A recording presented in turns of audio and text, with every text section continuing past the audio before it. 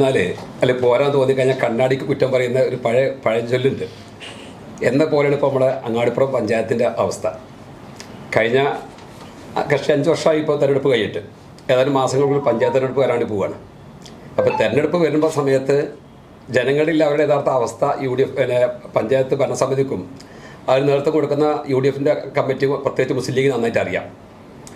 വലിയ പ്രതീക്ഷയും വാഗ്ദാനം നൽകിയിട്ടാണ് അവർ കഴിഞ്ഞ തെരഞ്ഞെടുപ്പ് നേരിട്ടിട്ടുള്ളത്. ജനങ്ങൾ അത് വിശ്വസിച്ച് വോട്ടും ചെയ്തു. പക്ഷേ അധികാരത്തിലെത്തിയ ശേഷമുള്ള അനുഭവങ്ങൾ ജനങ്ങളെ സംബന്ധിച്ചിട്ട് വളരെ വ്യത്യസ്തമാണ്. ഒരു നാദനില്ല കളരിയായിട്ട് അങ്ങാടിപ്പുറം ഗ്രാമപഞ്ചായത്ത് മാറിയിട്ടുണ്ട്. അവിടെ ആരാണ് പ്രസിഡന്റ് എന്ന് ചോദിച്ചാൽ പലപ്പോഴും ആൾക്ക് അറിയില്ല. ചിലപ്പോൾ ഒന്നിലേറെ പ്രസിഡന്റ് നമുക്ക് ഫീൽ അവിടെ ചെന്ന് കഴിഞ്ഞാൽ. കാരണം ഒരു വിഷയത്തിൽ ചോദിച്ചാൽ പല രീതിയിലാണ് ആ നിലക്കാണ് ഇടപെടുന്നത്. പ്രത്യേകിച്ച് അവിടുത്തെ പ്രസിഡന്റ് ഒരു റബ്ബർ സ്റ്റാമ്പാണ്. നമ്മൾ ഒരു വനിതയായിട്ട് കുറച്ച് കാണില്ല. അവർക്ക് യാതൊരു രീതിയിലുള്ള അധികാരവും പ്രവർത്തന സ്വാതന്ത്ര്യം കൊടുക്കാതെ ഒരു സൂപ്പർ പ്രസിഡന്റുമാരായിട്ട് ചില ആളുകൾ അവിടെ ഉണ്ട്. അപ്പോൾ അത് കാരണം അവർക്ക് കൃത്യമായിട്ട് അവരെ കാര്യം ആക്ട് ചെയ്യാൻ കഴിയുന്നില്ല. അപ്പോൾ മാത്രമല്ല ഇവർക്ക് ഈ പറയപ്പെടുന്ന വ്യക്തികൾ, ഈ സൂപ്പർ പ്രസിഡന്റുമാരായിട്ടുള്ള പല ആളുകളും നാട്ടിലും പലപ്പോഴും ഇല്ല.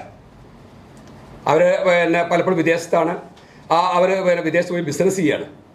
ഇപ്പം നിങ്ങൾ കണ്ടിട്ടുണ്ടാവും, അവരുടെ സ്റ്റാറ്റസ് നോക്കിയാൽ, അവരെ സോഷ്യൽ മീഡിയ പരിശോധിച്ചാൽ അറിയാൻ കഴിയും. ഇതൊന്നും നമ്മൾ കേവല ആരോപണങ്ങളല്ല. അവർ തന്നെ വലിയ ഇത്തരത്തിലുള്ള കാര്യം അലങ്കാരമായി കാണുന്ന ആളുകളാണ്.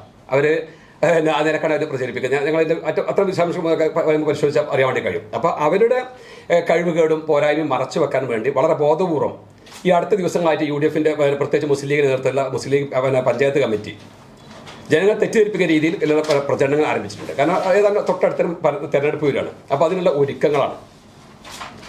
അപ്പോൾ യഥാർത്ഥത്തിൽ അവർക്കറിയാം, നമ്മളെ ഓരോ ഭാഗം പരിശോധിച്ചാൽ കഴിഞ്ഞ 5 വർഷം കൊണ്ട് കോടിക്കണക്കിന് രൂപയാണ് ഇവരുടെ കെടുകാര്യസ്ഥത കൊണ്ട് പഞ്ചായത്ത് നഷ്ടമായിട്ടുള്ളത്. സമയാസമയങ്ങളിൽ കൃത്യമായി പദ്ധതിയും കാര്യം സമർപ്പിക്കാനും കൃത്യ പദ്ധതികൾക്ക് അംഗീകാരം കിട്ടിക്കഴിഞ്ഞാൽ അതിന് സാങ്കേതിക നടപടി പൂർത്തിയാക്കി ടെൻഡർ യാത്രയും കാര്യങ്ങൾക്ക് കഴിയാത്തതിൻ്റെ പേരിൽ കോടിക്കണക്കിന് രൂപ നഷ്ടപ്പെട്ടിരുന്ന കണക്കുകൾ പഞ്ചായത്തിൻ്റെ രേഖ പരിശോധിച്ചാൽ കാണാൻ വേണ്ടി കഴിയും. അതൊരു വസ്തുത. മാത്രമല്ല, ഒരു മുനിസിപ്പാലിറ്റി തുല്യ ജനസംഖ്യയുള്ള വലിയ പഞ്ചായത്താണ് അങ്ങാടിപ്പുറം പഞ്ചായത്ത്. ആ പഞ്ചായത്തിലുള്ള റോഡുകളുടെ അവസ്ഥ വളരെ ദയനീയമാണ്. ഗ്രാമീണ റോഡുകളൊക്കെ തകർന്നു കിടക്കുകയാണ്. അതൊന്നും അറ്റകുറ്റപ്പണി സമയത്ത് നടത്താത്തതിൻ്റെ പേരിൽ ഫണ്ട് നഷ്ടപ്പെട്ട അവസ്ഥ നമ്മുടെ മുമ്പിലുണ്ട്. ശരിക്കും ഒരു അനുഭവമുണ്ട്. പഞ്ചായത്ത് ഭരണസമിതി യോഗം നടക്കുന്ന സമയത്ത് വികസന സ്റ്റാൻഡിംഗ് ചെയർമാൻ ഇറങ്ങിപ്പോയ അവസ്ഥ ഉണ്ട്. കാരണം അവരെ വാർഡിൽ പരിഗണിക്കുന്നില്ലായിരുന്നു. വസ്തു എന്താണ്, സമയത്ത് TS കാര്യം വാങ്ങി ടെൻഡർ ചെയ്യുന്നില്ല. അതൊക്കെ ഒരു കാര്യം. മറ്റ് പഞ്ചായത്തിൽ നമ്മുടെ സർക്കാരിൻ്റെ പൊതു പദ്ധതികൾ കൊടുക്കുന്ന സമീപനമുണ്ട്. നമ്മുടെ സർക്കാരിൻ്റെ വിവിധങ്ങളായ പൊതു പദ്ധതികളുണ്ട്. സ്റ്റേറ്റിനെ മൊത്തം ബാധിക്കുന്ന രീതിയിലുള്ള അങ്ങാടിപ്പുറത്ത് ബന്ധപ്പെട്ടുള്ള ഒരുപാട് പദ്ധതികൾ. ഈ പദ്ധതികളുടെ നടത്തിപ്പിൻ്റെ ഒരു പെർഫോമൻസ് പരിശോധിച്ച് കഴിഞ്ഞാൽ സ്റ്റേറ്റ് ആവറേജിന് എത്രയോ ബിലോ ആണ്. ശരിക്കും പറഞ്ഞാൽ സംസ്ഥാനത്തുള്ള ഏറ്റവും മോശപ്പെട്ട പഞ്ചായത്തിൻ്റെ പട്ടികയിലാണ് അങ്ങാടിപ്പുറം പഞ്ചായത്ത് കിടക്കുന്നത്. ഒരു കാലത്ത് ജില്ലയിലും സംസ്ഥാനത്തും ഏറ്റവും ശ്രദ്ധേയമായിട്ടുള്ള പഞ്ചായത്തുള്ള അങ്ങാടിപ്പുറം പഞ്ചായത്ത് ഇന്നത്തെ ദുരവസ്ഥ അതാണ്. അപ്പോൾ അതേപോലെ തന്നെ പിന്നീട് പലപ്പോഴും കേൾക്കുന്ന ഒരു കാര്യം എന്താണ്, അങ്ങാടിപ്പുറം പഞ്ചായത്തിൽ ഉദ്യോഗസ്ഥന്മാരില്ല എന്നാണ്. നിങ്ങൾ പരിശോധിക്കേണ്ട കാര്യം, ജനങ്ങളോട് പറയേണ്ട ഒരു കാര്യം എന്താണ്, ഈ എന്തിനാണ് മങ്കട മണ്ഡലത്തിൽ തന്നെ 7 പഞ്ചായത്തുണ്ട്. അതിൽ 6 ഭരിക്കുന്നത് UDF ആണ്. അങ്ങാടിപ്പുറം കൂടാതെ വേറെ 5 പഞ്ചായത്തുണ്ടല്ലോ അപ്പോൾ UDFൻ്റെ. അവിടെ ഒന്നും ഉദ്യോഗസ്ഥന്മാരെ കുറിച്ച് തർക്കങ്ങളില്ല. ഒരു കാര്യം നമ്മൾ പരിശോധിക്കണം, അങ്ങാടിപ്പുറം പഞ്ചായത്തിൽ ഉദ്യോഗസ്ഥന്മാർ എന്തുകൊണ്ട് നിൽക്കുന്നില്ല? ഉദ്യോഗസ്ഥന്മാരെ ഒഴിവ് റിപ്പോർട്ട് ചെയ്താൽ അപ്പം തന്നെ സർക്കാർ ഉദ്യോഗസ്ഥന്മാരെ കൊടുക്കുന്നുണ്ട്. ഉദ്യോഗസ്ഥന്മാർ വരുന്നു പോകുന്നു. എന്തുകൊണ്ട്? അവിടെ നമ്മൾ നേരത്തെ പറഞ്ഞ കാര്യം കൂട്ടുവായിക്കേണ്ടത്, പഞ്ചായത്ത് പ്രസിഡന്റ് കൃത്യമായ അധികാരം ഉപയോഗിക്കാൻ വേണ്ടി കഴിയുന്നില്ലെന്ന് മാത്രമല്ല, അവിടെ ഉള്ള ചില ആളുകൾ ഈ കോൺട്രാക്ട് രാജിൻ്റെയൊക്കെ ഭാഗമായിട്ട് അല്ലെങ്കിൽ ഈ വലിയ രീതിയിലുള്ള രാഷ്ട്രീയ സമ്മർദ്ദത്തിന്റെ ഭാഗമായി ഉദ്യോഗസ്ഥന്മാർക്ക് ജോലി ചെയ്യാൻ കഴിയില്ല. ഇവർ പറഞ്ഞ കാര്യങ്ങൾ പറഞ്ഞ രീതിയിൽ ചെയ്തിട്ടില്ലെങ്കിൽ അവർ ഭീഷണിപ്പെടുത്തും. സർക്കാർ ജീവനക്കാരാണ്, അവരെ ഭാവിയും കാര്യവും അവർ നോക്കും. സ്വാഭാവികമായിട്ട് ഏറ്റവും എളുപ്പത്തിൽ ഇവർ മാറിപ്പോകാൻ ശ്രമിക്കുന്നു.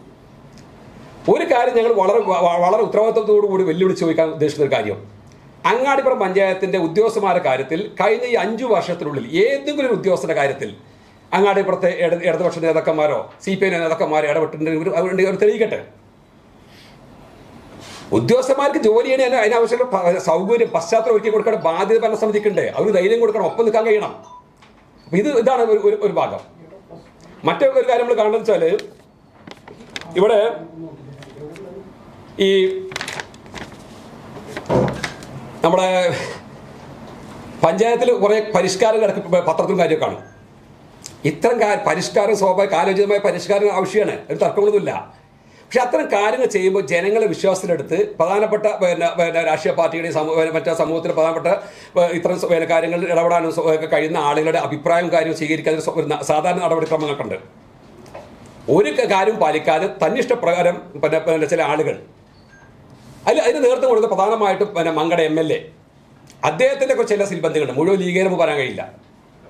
തങ്ങളെ ആളുകൾ പറഞ്ഞാൽ കേൾക്കുന്ന തൻ്റെ കൂടെ നിൽക്കാൻ പറ്റാവുന്ന ആളെ കൂട്ടിപ്പിടിച്ചുകൊണ്ട് തൻ്റെ ഇഷ്ടപ്രകാരം ചില ഇടപെടൽ നടത്തുകയാണ്. അതിൻ്റെ വലിയ പരിക്ക് ഇന്ന് അങ്ങാടിപ്പുറത്ത് നന്നായി അനുഭവിക്കുന്നുണ്ട്. ഇന്ന് അവിടുത്തെ ഏറ്റവും വലിയ പ്രശ്നം എന്താണ്? ഗതാഗതക്കുരുക്കാണ്. ആ ഗതാഗതക്കുരുക്കിന് ഉത്തരവാദി ആരാ?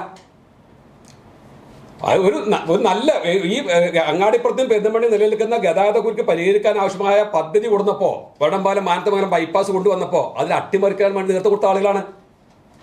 അവിടെ സ്വകാര്യ താല്പര്യങ്ങളായിരുന്നു അതിൻ്റെ വിശാംശങ്ങൾ പോകുന്നത്. ഇവിടെ ജനങ്ങൾക്ക് എല്ലാവർക്കും അറിയാവുന്ന കാര്യമാണ്. ഇപ്പോൾ പിന്നെ അതിന് കുറ്റം പറയാണ്. ആ പദ്ധതി അന്ന് നടന്നിരുന്നെങ്കിൽ ഇന്ന് പെരുന്തൽമണ്ണക്കും അങ്ങാടിപ്പുറത്തും ഈ ഗതികേടുണ്ടാവില്ല. ഇപ്പോൾ അവിടെ നടക്കുന്ന ചില പരിഷ്കാര പ്രവർത്തനങ്ങൾ അത് യഥാർത്ഥത്തിൽ ആ പ്രശ്നം പരിഹരിക്കാൻ പര്യാപ്തമാണോ? അങ്ങാടിപ്പുറത്ത് എന്ത് പരിഷ്കാരം, ഇപ്പൊ നിലവിൽ നിൽക്കുന്ന പാലത്തിനും റോഡിൽ എന്ത് പരിഷ്കാരം നടത്തിയാലും ഒരിക്കലും വണ്ടികൾക്ക് സുഗമമായി കടന്നു പോകാനും ജനങ്ങളുടെ സ്വയ ജീവിതം ഉറപ്പാക്കുന്ന രീതിയിൽ കാര്യം കഴിയില്ല. ഇപ്പൊ യഥാർത്ഥത്തിൽ അങ്ങാടിപ്പുറത്ത് നിന്നാണ് ഒരു ശവപ്പറമ്പാണ്. വ്യാപാരം പൂർണ്ണമായും തകർന്നു. അവിടെ താമസിക്കുന്ന ആളുകൾ സ്വൈരമായി വീട്ടിലേക്ക് ഇറങ്ങാനും പോകാൻ കഴിയാത്ത രീതിയിൽ സ്വൈര ജീവിതം തകർന്നു. ഗതാഗതം അങ്ങേയറ്റം തകർന്നു. അങ്ങാടിപ്പുറം വെറുക്കപ്പെടുന്ന സ്ഥലത്തിന് പേരായി മാറ്റിയിൽ ആരാ പങ്കുവച്ചിട്ടുള്ളത്? ഇതൊരു വസ്തുതയല്ലേ? ഇവർ ഉന്നയിക്കുന്ന ആരോപണം സ്വയം മുഖത്ത് കണ്ണാടി പിടിച്ചാൽ ചോദിക്കേണ്ടത്. ജനങ്ങളോട് ഇവർ ചോദിക്കുന്ന ചോദ്യം അവരവൻ്റെ മുഖത്ത് കണ്ണാടി പിടിച്ച് ചോദിക്കണം. ഒരു അങ്ങേയറ്റത്തെ നെറികേടാണ് ഈ നാട്ടിൽ ജനങ്ങളോട് കിട്ടിയ അധികാരം ഉപയോഗിച്ച് കിട്ടുള്ളത്.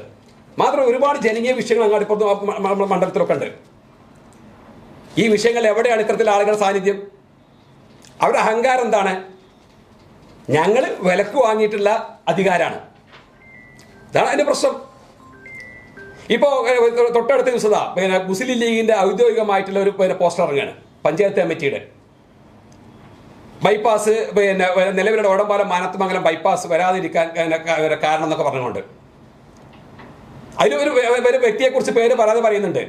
2 തവണ മങ്കടയിൽ LDFിൻ്റെ CPMൻ്റെ LDFിൻ്റെ സ്ഥാനാർത്ഥിയെ മത്സരിച്ചിട്ട ആളാണ് റഷീദ് അലി. പേര് പറയുന്നില്ല പോസ്റ്റില്. ആ ആൾക്ക് അയാളുടെ കുടുംബത്തിനും ബന്ധപ്പെട്ട ആളുകൾക്കും ധാരാളം ഭൂമി വാങ്ങിക്കൂട്ടിയിരുന്നു. അതുകൊണ്ട് അത് നടക്കാത്തൊരു വിഷമാണ്.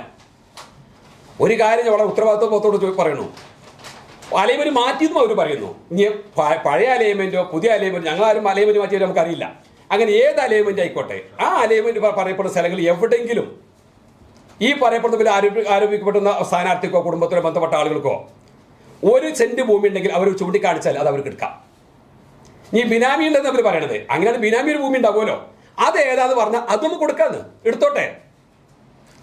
അപ്പൊ അവനവന്റെ പോരായ്മ മറച്ചുവെക്കാനും അവനവന്റെ സ്വഭാവം മറ്റുള്ളവർക്ക് ഉണ്ടെന്ന് സ്വയം ബോധ്യപ്പെട്ടൊരു ഭാഗമായിട്ടുള്ള ചില ആരോപണങ്ങൾ അതൊക്കെ. അപ്പൊ ചില ആളുകൾ ഇപ്പോൾ ഈ കച്ചവടം കാര്യങ്ങളൊക്കെ സ്വകാര്യമായി ചെയ്ത് പാർട്ടിയുടെ മറ പിടിച്ച് രക്ഷപ്പെട്ട ചില ആളുകൾ ഉണ്ടായിരിക്കും കൂട്ടത്തില്. അത് എല്ലായിടത്തും ഉണ്ടെന്ന് വിചാരിച്ചു പോവുകയാണ്.